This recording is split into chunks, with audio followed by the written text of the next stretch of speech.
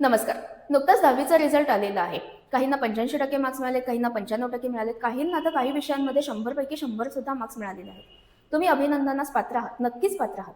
पण हा व्हिडिओ आहे त्यांच्यासाठी ज्यांनी मेहनत करूनही त्यांना अपेक्षेसारखे मार्क्स आलेले नाहीत. काही मुलं आहेत ज्यांनी अपेक्षा केली होती, की मला 95% मार्क्स मिळतील पण 80% आलेत. मला 80% पडतील पण 65% आलेत किंवा काही विषय राहिलेत सुद्धा, फेल सुद्धा झालेले आहेत. पण मित्रांनो लक्षात ठेवा, कुठलीही एक्झाम किंवा कुठल्या एका पर्टिक्युलर एक्झामचा रिझल्ट तुमचं आयुष्य ठरवत नाही. डेफिनेटली 10वीचं वर्ष महत्त्वाचं आहे, पण इतकं पण महत्त्वाचं नाही की तुम्ही आयुष्यात पूर्ण खचून जा. या निकालामुळं माझं असं झालं, तसं झालं हे म्हणत बसण्यापेक्षा मी अजून आयुष्यामध्ये काय चांगलं करू शकतो किंवा चांगलं करू शकते, हा विचार तुम्ही आता केला पाहिजे. मला एवढे मार्क्स पडायला पाहिजे होते, डेफिनेटली पडायला पाहिजे होते, पण नाहीत पडले. जे झालं आहे ते झालं आहे. तुम्ही आत्ता काय करू शकता, येणाऱ्या उद्याच्या वेळी काय करू शकता याचा विचार तुम्ही केला पाहिजे.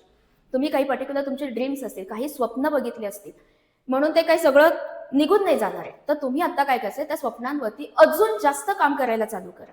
माझं हे स्वप्न आहे, तुम्ही लिहून ठेवा आणि त्या स्वप्नांवरती पुन्हा, पुन्हा, पुन्हा त्याच्यावरती काम करा. अजून मेहनत करा, अजून जास्त अभ्यास करा.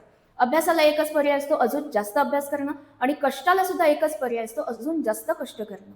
आजच उठा, तुम्हाला स्वतःला तुमच्या स्वतःला तुम्ही प्रॉमिस करा, नाही हा रिझल्ट असा आलेला आहे, मी मेहनत केली होती पण तो रिझल्ट आला नाही, पण याचा अर्थ मी संपलो आहे असं नाही, माझं आयुष्य थांबलं आहे असं नाही.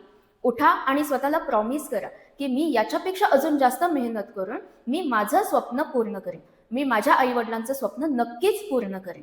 आणि अजूनही तुम्हाला काही वाटत असेल तर या दिलेल्या नंबरवरती, कल्याणी अकॅडमी नेहमी तुमच्या सोबत आहे, या दिलेल्या नंबरवरती कॉल करून तुम्ही तुमच्या भावना मांडू शकता.